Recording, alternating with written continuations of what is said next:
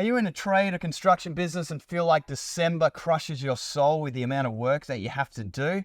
Super stoked to be here with Sean Mason, one of our Academy members who went through all of this with his team and had to learn how to adapt and be able to create an environment so that the team thrives and he maximizes the amount of work they can do in December and prepares for January. So really excited to be chatting today, man.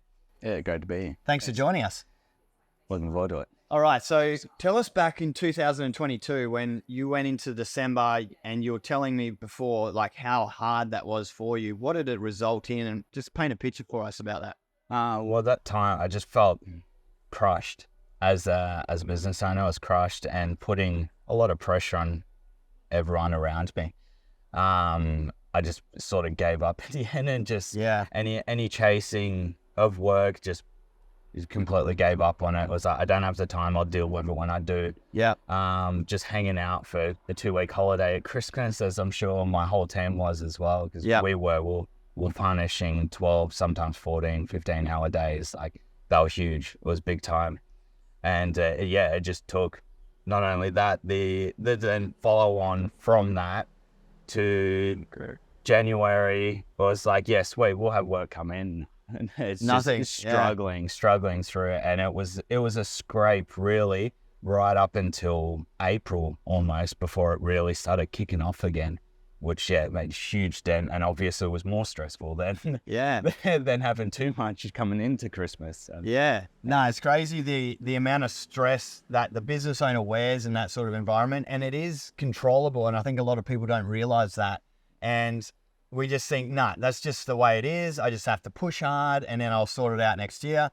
And I know as well, like, I went through that over and over again and didn't know how to make December work. And that's why I so passionately love teaching everyone how to manage this period now. So you came in to the Academy around September last year and you learned the model to be able to handle and be profitable through December, but also fill January and be off to a good start. Yeah. So after learning that, like, what are the things that, how did it change the business for you?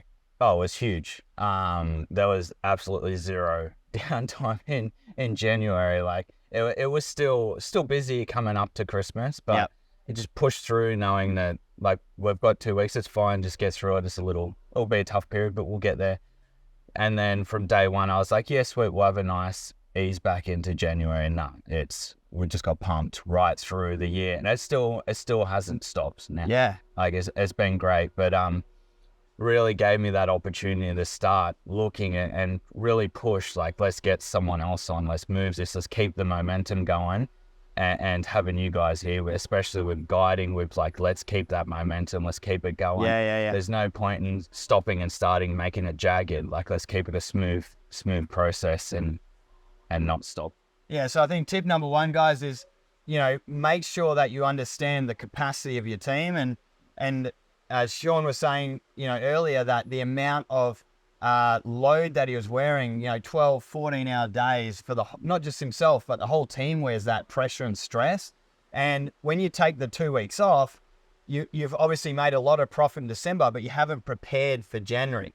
And that's, it's a lot of, you're not answering the phone calls, you're not doing any quotes, and you're just head down trying to get through the workload, and you haven't done anything in January. So would you say that's one of the biggest things? 100%. Yeah. Definitely got to keep cracking on that and just making the most you can out of that busy period. Yeah. And then obviously given that option with being able to push some to January and keep that flow, but always thinking forward and keeping the flow. Either with, if there's the ability to move jobs or get a guy on and just keep going. Yeah, totally. Definitely. So if you've done this huge month doing 12, 14-hour days in December, but then had 2 weeks off, you didn't get the total amount of billable days anyway. And if you were that busy, you couldn't do any quotes and follow up and anything, then January you have no work. So all of the profit you might have made in December, if you did, because there wasn't as many work days because of the holiday anyway, then January's quiet, you lose all of your profit. And that's why a lot of people burn in terms of cash flow for the tax bill that comes in February. 100%. Which is a bit, I got PTSD about that, eh? Yeah. It's not a good time now. Yeah. So what do you think's like, you said that now you've able to hit last year, you're able to flow through, January flowed through. How did that change from the year before? Because you were able to, you were fully quiet for months. Yeah, right? it was huge. Especially mentally, like there's a big thing. Like we're here to build a business and to push forward with our goals in life and whatnot. Like having that tunnel, like it's more mentally straining than being busy. Like you think it's what's going to happen. Am I ever going to kick off again? What's going to happen with the economy? What's going to happen with business? And not only that, I've got guys now that I'm supporting as well. Like what's going to happen with them? And you get personally attached to that as well. Yeah. Well, we're all close. So you want to look after everyone as much as yourself, as much as possible. Yeah. So it took the load off of everyone. Yeah. And I think that's, we start to blame like it's the economy, it's a downturn. We look for reasons why it's quiet. The reasons usually stem from inaction in a certain period of time. Like we in the academy, we're always talking about peaks and troughs, and you can actually control those if you're a bit more consistent, have more awareness around it.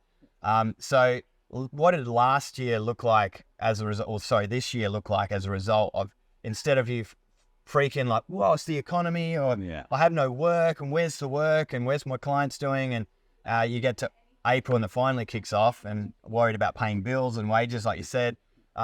This year, how is that different for you? Huge. It was my biggest year to date. Epic. And definitely, as you said, like everyone around me, like everyone that I knew, other electricians and whatnot, they're all like, oh, this economy now is slow. I'm like, what do you mean? We're busy. Like, it's, but yeah, definitely that push, just that period there, keeping this period and taking advantage of it as well. My biggest year to date. So hoping to do better again this year. So you're now, Sean's on a holiday up in the Gold Coast or Currumbin, and he's able to come down and meet with us in Byron here at the academy. And you're saying that you're able to book out like a heap of work already, and December is coming. We're in October, we're mid-October now. December is coming, and I'd love for you to just share what your strategy is, especially being on holiday now and being able to take that. For one.